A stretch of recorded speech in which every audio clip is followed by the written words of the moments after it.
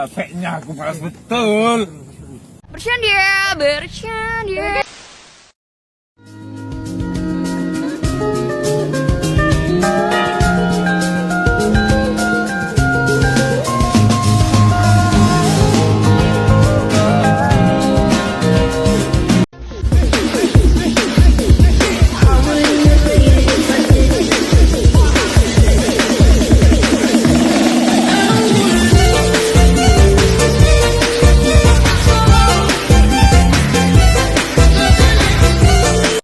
A few moments later. Halo guys, apa sih pengelolaan laboratorium itu? Pengelolaan laboratorium adalah proses pendayagunaan sumber daya secara efektif dan efisien untuk mencapai suatu sasaran yang diharapkan secara optimal dengan memperhatikan keberlanjutan fungsi sumber daya. Apa yang dimaksud dengan inventaris? Inventaris adalah suatu daftar keseluruhan barang milik institusi, baik itu sekolah, kantor, perusahaan, ataupun pemerintah yang digunakan sebagai alat untuk kegiatan operasionalnya. Fungsi dan tujuan inventaris laboratorium.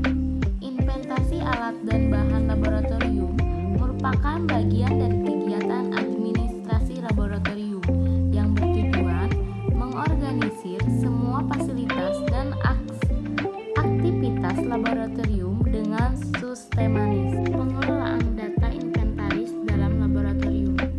Inventarisasi akan mempermudah dalam pelayanan, selain itu juga akan membantu organisasi dalam persiapan rencana, kebutuhan, dan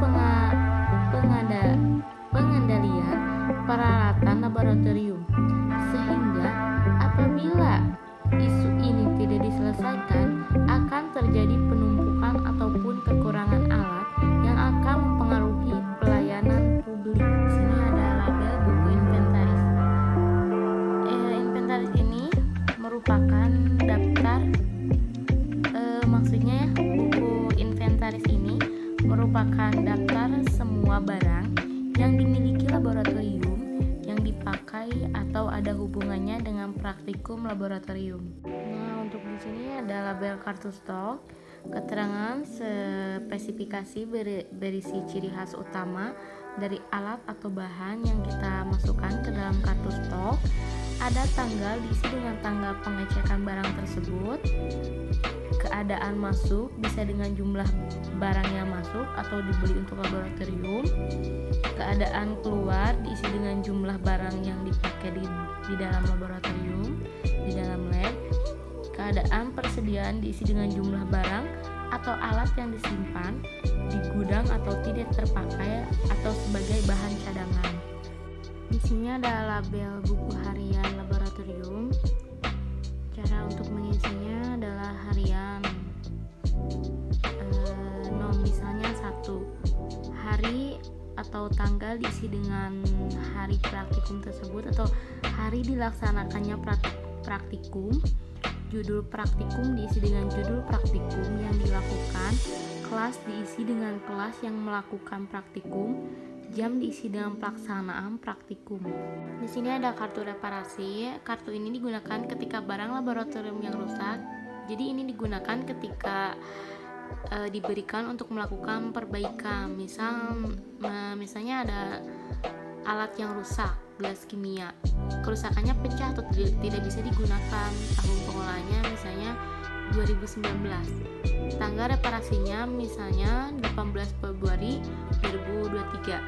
Jenis kerusakannya misalnya pecah atau tidak bisa digunakan. Komponen misalnya gelas kimia, harganya 50.000, keterangannya lunas.